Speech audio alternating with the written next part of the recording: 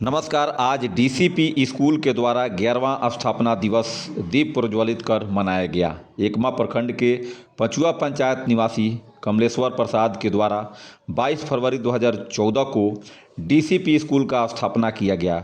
उस समय महज 20 बच्चों के साथ स्कूल का शुरुआत हुआ था। आज लगभग 500 बच्चे इस स्कूल में शिक्षा ग्रहण कर रहे हैं। इसमें टीचर एवं शिक्षिका का अहम योगदान है, जिसकी बदौलत आज स्कूल अपने चरम सीमा पर है। सुनिए रिपोर्ट। डीसीपी स्कूल के द्वारा आज 11वां स्थापना दिवस मनाया जा रहा है, क्या कहेंगे इस पर? जी, डीसीपी स्कूल का जिस तरह से हमारा सोच और प्लान था, हमारे परिवार थोड़ा सा बड़ा परिवार था। उसमें हम 5-7 बच्चों को पहले से हम पढ़ाना चाहते थे प्राइवेट स्कूल में। उस हिसाब से हमारा व्यवस्था नहीं मिल पाता था यहाँ पर। इस हिसाब से हमने एक लोकल जगह समझ लीजिए जहाँ पे हम खोल रहे थे। उस समय लोगों को लगता था कि जिस चौर में क्या स्कूल चलेगा। मैंने लोगों को समझाता बताना अपना काम किए। भाई देखिए, विद्यालय एक स्वच्छ, एक सुंदर, एक साफ़ सुथरा जगह है, एक वैसा ही शांत वातावरण में चलता है। इसीलिए हम अपना 2014 में मैंने अपना यहाँ पर स्थापना किया। उस हिसाब से मैंने धीरे धीरे डेवलप करते करते और सीबीएसई पैटर्न में पढ़ाने वाला, यहाँ पर सीबीएसई पैटर्न वाला यहाँ पे कोई विद्यालय परसा में नहीं है। सब लोग मिली जुली भगत है। यहाँ पर देख लीजिएगा, किसी के यहाँ पैटर्न जाकर देखिएगा, सब लोग हिंदी इंग्लिश पढ़ाते हैं। लेकिन हमारा टोटल सीबीएसई पैटर्न का जो भी कार्यक्रम होता है, सब सीबीएसई पैटर्न का बुक पढ़ा चलाते हैं। और उसी तरह से हम टीचर टैलेंट भी रखते हैं। हम बच्चों को कम सस्ता में हम यहाँ चाहते हैं जो लोकल का जितना भी हमारा छात्र छात्रा है, जो गरीब से गरीब भी है, हम उसको भी शिक्षा दे सके। जो आर्थिक स्थिति से जो मजबूत है, अच्छा है, वो तो अपना शिक्षा कहीं भी देखता है। जहाँ पर भी शिक्षा का माहौल अच्छा है, वो कितना भी पैसा लगता है, वो अपना बच्चे को उसमें डालता है। लेकिन हम सस्ते में सीबीएसई पैटर्न पढ़ाने का काम मैंने किया। गरीब बच्चों को पढ़ाने का काम किया। यहाँ तक कि यहाँ से इस एरिया में मैंने जाकर गांव में अपना मुहिम चलाया। जब मैंने कोई भी व्यक्ति जो आर्थिक स्थिति से तंग है या कोई मुस्मात व्यक्ति है, उनके पास कोई पढ़ाने का किसी के पास सक्षम नहीं है, हम मुस्मात व्यक्ति को यहाँ पर कम से कम 20-25 को बच्चे छात्र हम मुफ्त में पढ़ाते हैं। बुक से लेकर के ट्रांसपोर्टिंग फीस से लेकर के स्कूल का फीस टोटल हम व्यय करते हैं। इसमें 1 रुपया भी चार्ज नहीं लेते हैं, क्योंकि उनका भी बच्चा जिसका गर्जीवन नहीं है, उनका भी बच्चा ये सीबीएसई पैटर्न इंग्लिश मीडियम में पढ़ सके। हम इसलिए उतना साहस, अपना हिम्मत और जुगाड़ करके हमको बच्चों को पढ़ाने का काम करते हैं। उसी तरह एक शिक्षा के बाद अपने स्वास्थ्य पे भी देखें। जो यहाँ का स्वास्थ्य क्षेत्र में इधर कहीं स्वास्थ्य नहीं है। इसके लिए हम एक स्वास्थ्य भी केंद्र खोले, जहाँ से हमारा न्यू अपना सेवा सदन के नाम से चलता है। कोई भी आदमी को यदि हमारे यहाँ ऑपरेशन की जरूरत पड़ता है, ये इसके पास पैसा नहीं है, उसको भी हम इलाज करवाते हैं। यहाँ डॉक्टर साहब से कह करके केवल डॉक्टर को चार्ज दिया जाता है। कोई बेड, कोई दुनिया चार्ज, कोई हम चार्ज नहीं लेते हैं। जिसके पास पैसा भी नहीं होता है, उसके बाद भी हम ऑपरेशन करा देते हैं। उसके बाद 2 महीने के बाद भी रहता है, 4 महीने के बाद, 1 साल के बाद भी होता है। तो जो डॉक्टर का खर्च होता है, वो आकर के 2-4-10 हज़ार रुपया होता है, वो अपना आकर यहाँ पूंजी अपना जमा करता है। बाकी का ऐसे बेसहाय लोगों को मैंने अपना सेवा करने का अपना काम करता हूँ। हम सेवा जितना हम सेवा करते हैं, उतना हमको निष्ठा, हमको अपना आत्मा से, अंदर आत्मा से हमको संतुष्टि मिलता है। और जितना संतुष्टि मिलता है, उतना हम लोगों को काम भी करते हैं। हमको संतुष्टि से हमारा विश्वास भी अच्छा रहता है, और हमको उतना भगवान 10 रुपया भी दे देते हैं। हमको कहीं से कुछ कमी नहीं होता है। यही हमारा कहना है। दीवारों पर 100 बार फिसलती है, नन्ही चींटी दाना लेकर चढ़ती है, चढ़ती दीवारों पर 100 बार फिसलती है। क्या कहेंगे कि डीसीपी स्कूल के आज वार्षिक महोत्सव में पहुँचे हैं आप? सबसे पहले इस विद्यालय के वार्षिक समारोह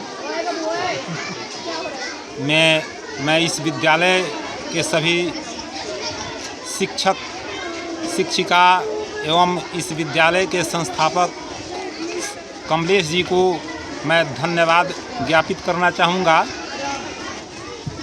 कहा गया है, हमारे देश के प्रधानमंत्री नरेंद्र मोदी भी कहा करते हैं कि संकल्प से सिद्धि। अगर दृढ़ संकल्प हो तो मंजिल अवश्य ही मिलेगी। अगर साधना संयमित तरीके से किया जाए तो निश्चित ही उसका परिणाम सामने देखने को मिलेगा। इस निर्जन जगह को भी जिस तरह से इन्होंने अपनी साधना और तपस्या के बल पर तपोवन के रूप में जिस तरह से परिवर्तित किया है, वाकई मैं इस विद्यालय परिवार के सभी शिक्षक शिक्षिका और कमलेश जी इसके लिए धन्यवाद के पात्र हैं। जैसे कि यह 2014 में विद्यालय का शुरुआत हुआ, स्थापना हुआ, तब से ये निरंतर लगातार इस विद्यालय के बच्चों में जो गुणवत्ता देने का इन्होंने प्रयास किया है, जिसके बदौलत आज यह विद्यालय उत्तरोत्तर दिन प्रतिदिन अपने विकास के पथ पर अग्रसर है और इसे पूरे सुदूर ग्रामीण क्षेत्र में जिस तरह से इन्होंने शिक्षा के क्षेत्र में अलख जगाने का काम किया है, इसके लिए भी मैं इस विद्यालय परिवार को और कमलेश जी को मैं धन्यवाद देना चाहूँगा। और मैं इस विद्यालय के बच्चों को भी मैं आशीर्वाद देना चाहूँगा कि वे दिन दूना इस शिक्षा के क्षेत्र में प्रगति करें, उत्तरोत्तर विकास करें और इस गांव, देश, समाज का नाम रोशन करें। मैं इन्हीं आशीर्वचनों के साथ मैं अपनी वाणी को विराम देना। गिर के चढ़ना चढ़ते गिरना, गिर के चढ़ना चढ़ते गिरना बेकार नहीं होता, कोशिश करने वालों की कभी हार नहीं होती। नन्ही चिटी दाना लेकर चढ़ती है, चढ़ती दीवारों पर 100 बार फिसलती है। चढ़ के गिरना, गिर के चढ़ना। क्या कहेंगे बच्चों के लिए? मैं इस विद्यालय में एक शिक्षक हूँ, साहित्य का शिक्षक हूँ। हिंदी, संस्कृत, अंग्रेजी हमारा विषय है। वैसे शुरू से ही बहुत दिनों से पठन पाठन शिक्षण कार्य में हमारी अभिरुचि रही है, तो इस तरफ हमारा झुकाव भी रहा है। बहुत से विद्यालय हैं हमारे इलाके में, सबका अनुभव मैं रखता हूँ, लेकिन इस डीसीपी विद्यालय से मैं इसीलिए जुड़ा हूँ कि इस विद्यालय में शिक्षा के साथ साथ संस्कार देने का भी कार्य होता है। बच्चों को सही दिशा मिले, वे एक कंप्लीट मैन, जिसको संपूर्ण इंसान कहा जाता है, वो इंसान बने, अपने जीवन में एक सच्चा इंसान बने, इस कार्य को भी संपादित करने का काम यहाँ होता है। संस्कार से भी संबंधित यहाँ काम होता है। और दूसरी बड़ी बात है, जैसे कि इस विद्यालय का नाम भी है डीसीपी स्कूल। डीसीपी का अर्थ होता है divine consciousness public school. Divine consciousness का अर्थ होता है हिंदी में दिव्य चेतना। तो उस दिव्य चेतना के अनुसार ही यहाँ शिक्षा विद्या का दान होता है। ये हमारे लिए बड़ी बात है और इसीलिए मैं इस विद्यालय से जुड़ा भी हूँ। दूसरी सबसे बड़ी बात ये है कि वैसे तो बहुत से विद्यालय हैं इस इलाके में, सभी के निदेशक डायरेक्टर को मैं जानता भी हूँ, लेकिन इस विद्यालय के डायरेक्टर कमलेश जी से मैं काफ़ी प्रभावित इसलिए हूँ कि इन्होंने, अब इनके बारे में हम क्या कहें, इनके जैसा दयालु इंसान हमको देखने को कम ही मिला है। जो बच्चे जिनके घर के अभिभावक आर्थिक रूप से या गरीबी के वजह से नहीं पढ़ाना चाहते हैं किसी विद्यालय में, किसी कॉन्वेंट या प्राइवेट स्कूल में, वैसे बच्चों का भी एक ख्याल रखते हैं। दूसरी बात कि यह हॉस्पिटल है, तो ऐसा इंसान मिलेगा क्या? इस हॉस्पिटल में भी जो लोग असमर्थ हैं, अर्थाभाव के कारण जिन लोगों का इलाज नहीं हो पाता है, उन लोगों का भी इलाज ये करवाते हैं। तो इस तरह का इंसान देखने को बहुत ही कम मिलेगा। इनकी मानवता महान है, इनको मैं बार बार धन्यवाद देता हूँ। और इनके साथ ये हमारे मित्र भी हैं, इनके साथ में जुड़े रहने का संकल्प भी लेता हूँ। बस यही कहना है। धन्यवाद। क्या कमी रह गई देखो और सुधार करो। जब तक सफल ना हो जाओ नींद चैन को त्यागो तुम। जब तक सफल ना हो जाओ नींद चैन को त्यागो तुम। संघर्ष का मैदान छोड़कर ना भागो तुम। बिना डीसीपी के बच्चे को हमने देखा, यहाँ जो परफॉर्मेंस कर रहे हैं बहुत अच्छा लगा। और सभी बच्चे इंग्लिश में भी बोलते हैं और अच्छा डांस भी करते हैं, गाना पर अपना म्यूजिक के साथ में एक्शन भी करते हैं। सब तरह से बच्चे यहाँ पर अच्छे दिखाई दे रहे हैं। स्कूल बहुत आगे भविष्य में अग्रसर होने वाला है।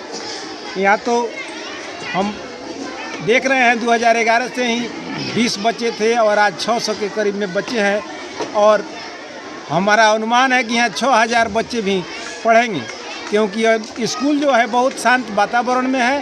पहले तो यहाँ जो कहा चौर था, कमलेश जी ने अपना क्षमता दिखाया और इस चौर में स्कूल स्थापित करके बहुत समाज कल्याण के लिए काम किया। यहाँ के जो गरीब जनता है उनके बच्चों को पढ़ाने के लिए दूर दूर जाना असंभव था, लेकिन इनके विद्यालय के माध्यम से वो बच्चे भी अब हमको लगता है जे अच्छे से पढ़ जाएंगे और उनका विकास होगा। इतना ही कह करके मैं अपना वाणी को त्यागो तुम, जब तक सफल ना हो जाओ नींद चैन को त्यागो तुम, संघर्ष का मैदान छोड़कर ना भागो तुम, बिना कुछ किए जय जयकार नहीं हो। क्या कहेंगे कि जो लोग जो पेरेंट्स होते हैं आज भी बच्चों पर ध्यान नहीं देते हैं जो है ऐसी पढ़ाई को लेकर?